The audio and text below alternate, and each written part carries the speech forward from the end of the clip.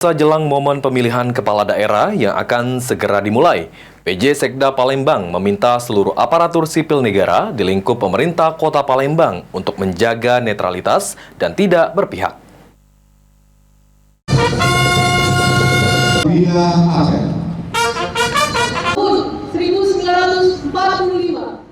Jelang momen pemilihan kepala daerah yang akan segera dimulai, lantaran pendaftaran peserta pilkada rencananya akan dibuka KPU pada 27 hingga 29 Agustus 2024 mendatang.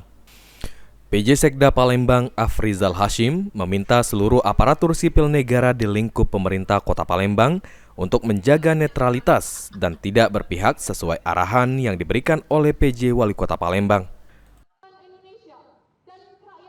Apabila ada aparatur sipil negara yang kedapatan tidak netral dan memihak salah satu kandidat pilkada, akan diberikan sanksi tegas sesuai aturan yang berlaku.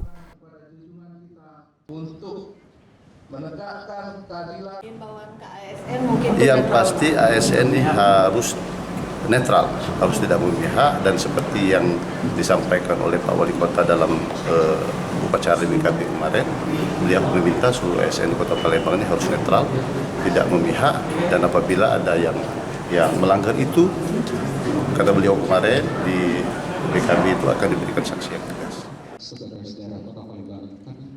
Sandi Pratama, PAL TV.